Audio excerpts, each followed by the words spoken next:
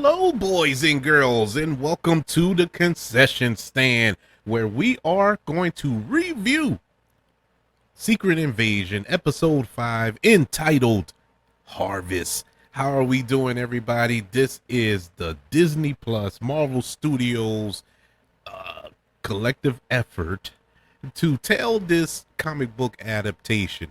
And if you have been following these reviews the last 4 to 5 weeks, you know that I'm enjoying this show, with the exception of last week. Last week was kind of, I don't know, as action packed as it was, it just didn't have that same oomph. It didn't have that I don't know, heart or storytelling. I don't know, it was something missing from last week.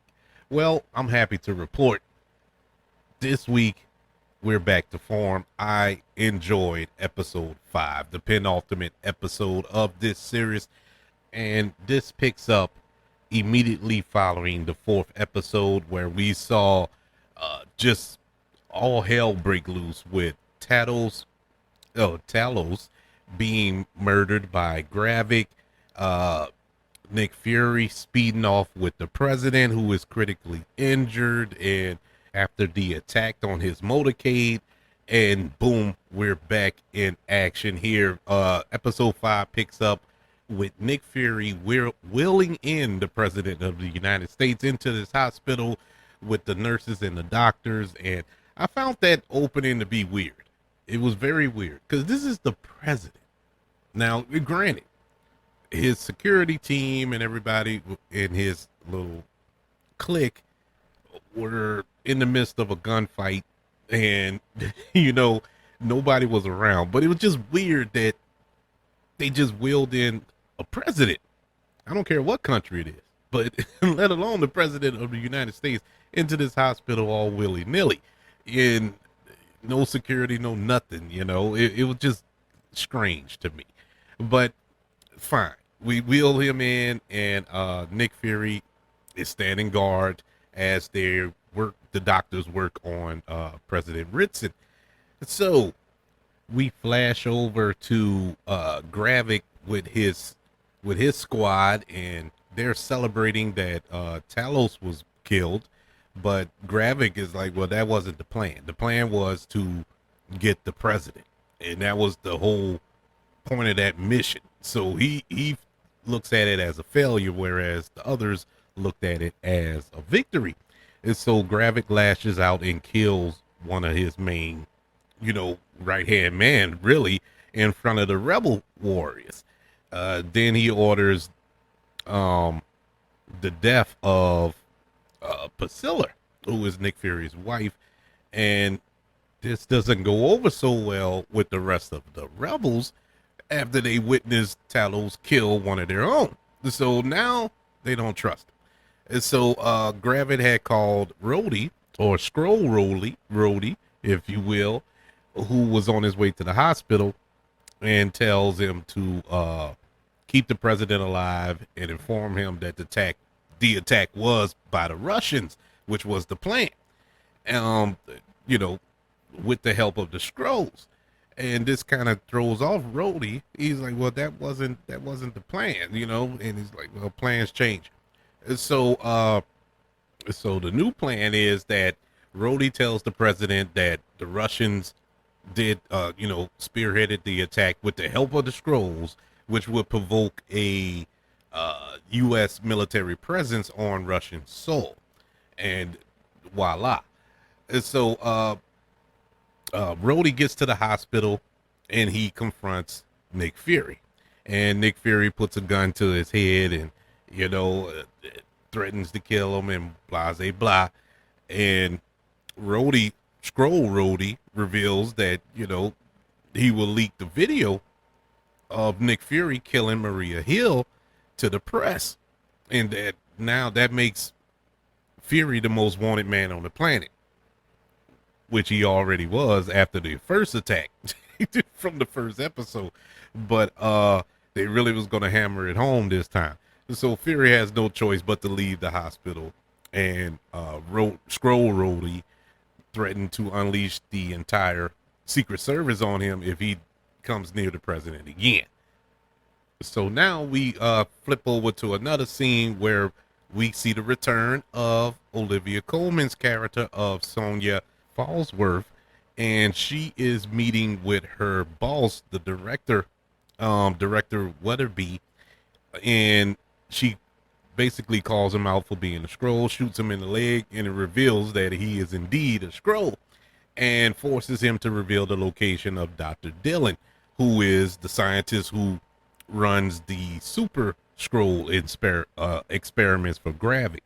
And so back at New Skrullos, the rebels approach Gravik, while he's talking to Rhodey, or Skrull Rhodey, and informs him that the president is out of surgery. And, as he's talking on the phone, the rebels gain up on Gravik and try to kill him. But, but Gravik, he's a Super Skrull now. So he gets them, basically beats them down.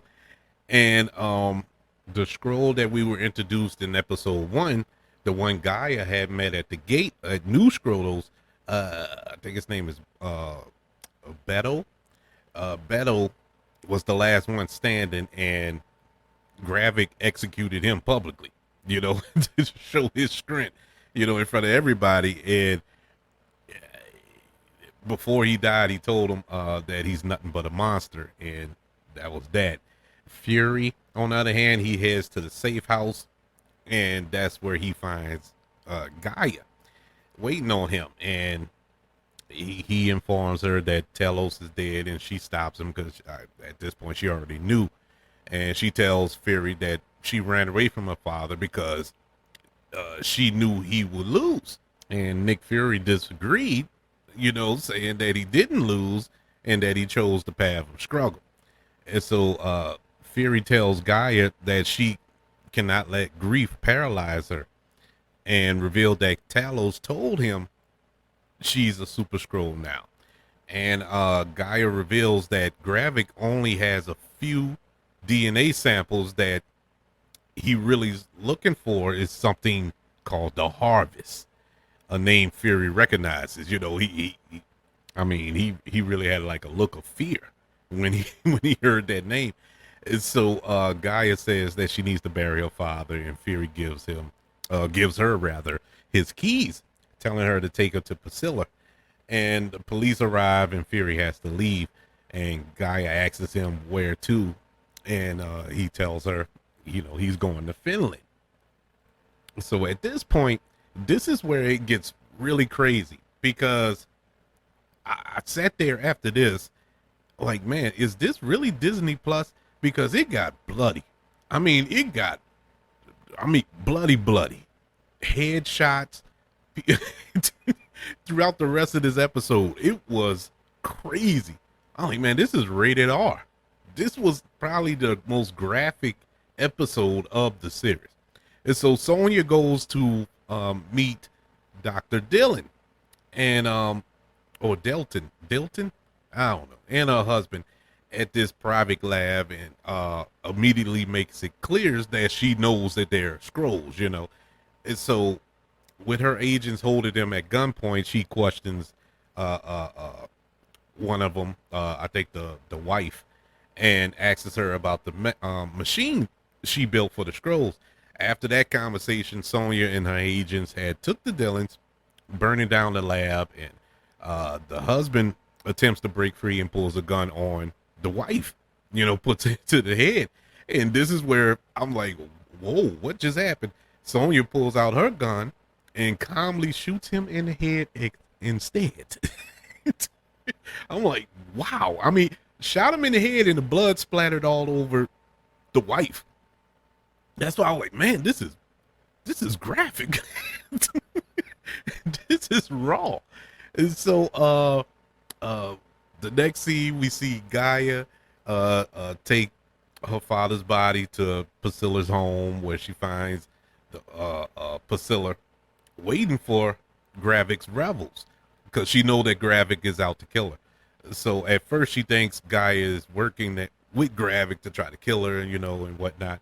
But she tells him that she, that she's not here for this. She's here to bury her father. And so we go back to the hospital, and the president is awake, and Skrull Rhodey meets with him, telling him that the Skrulls are working with the Russians and that he received corroborating evidence from Sonya.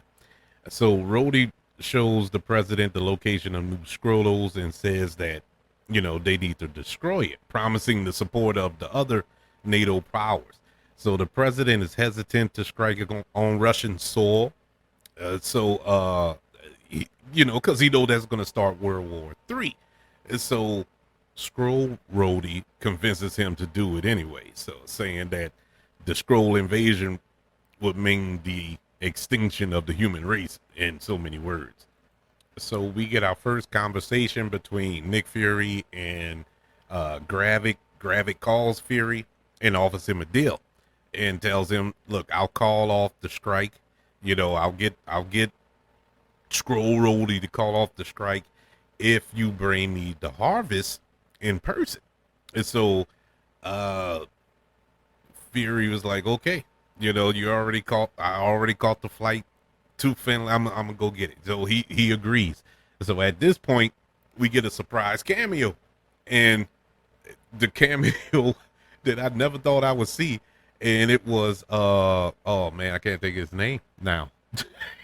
I can't think of his name, but it was the black dude from Black Widow, who was helping Black Widow in the Black Widow movie. The dude that plays Elizabeth Moss's husband on The Handmaid's Tale.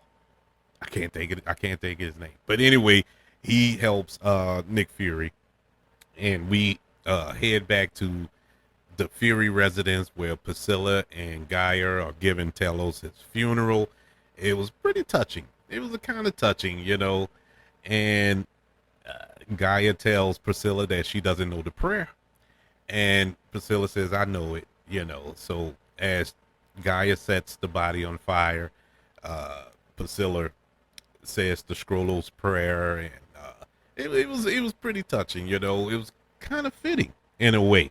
Even though I still would like Talos to be around, but it was still kind of touching. And especially when Gaia says in their native language, travel well, or travel to the beyond. However she put it, travel to the beyond, Father, something like that. I can't remember what he said, but it was beautiful. And after the funeral, the two of them are back inside, and Gaia tells Priscilla that the last thing she told her father was that he was a failure. And Priscilla comforts her, and they share a little moment, and Priscilla talks to her about Fury and what happened, what she had told him before the snap and all this here. And just as they're talking away, Gravik's men enter the home and began to invade the home, and Priscilla and Gaia go ham on those soldiers or whoever they are, and those headshots, once again, it was very bloody. It's very bloody, and I was like, man, this is a raw episode here. And they managed to get away and get out the house, and Fury, he arrives in Finland. He meets up with Sonya, and they're talking about the harvest and what it is. And basically the harvest is the DNA of all the Avengers. And Fury explains to Sonya that they fought, the Avengers fought all over the world, and they were bloodied all over the world. And he sent Skrulls to go collect that blood so nobody else can have that for this very reason. So one of the ones he sent to collect it was Gravik, and so that's how he knows about it. But Fury has the sample, and so and it was in one of his many graves that he has spread all over the world, that he said he like, man, I have a lot of these, I have a whole bunch of these.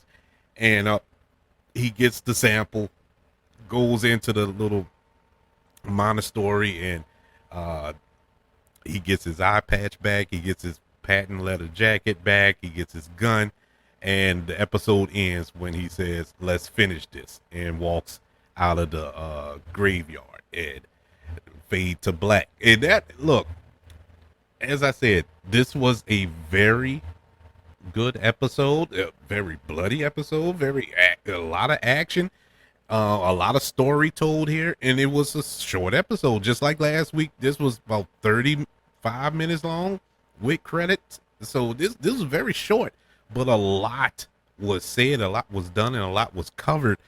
Going into this final episode that we're going to get next week, and man, look, I am so excited to see what is next, what's happening next.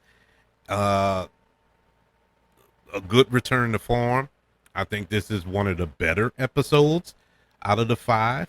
It got me back on board. I was kind of reluctant after last week. I'm gonna be honest with you. Last week episode really left me down, and I feel encouraged with this one, and I'm excited to see how this ends up. Good episode, good performances. Once again, the standout is Olivia Colman. I don't know what it is about her performance. She is so calm, cool, and collective, and reserved in her performance, but yet she holds some independent power that I've never seen in this type of film before, or television show, especially dealing with the MCU. And I'm enjoying her every time she's on screen. And if I have any flaw, I wish she was in it more. I really enjoy her performance. And Samuel Jackson, he's doing his thing. No complaints there. This is probably the best episode with Emilia Clarke, who plays Gaia. She had a lot to deal with in this episode, and she held her on.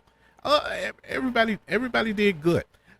My only flaws is, like I said, it was a few unbelievable things, like I said, with the president going to the hospital, and it wasn't so much that he got there without security. It took security so long to get there.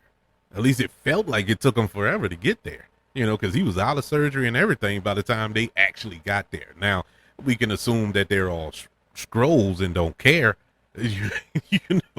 but that wasn't clarified, so I don't know.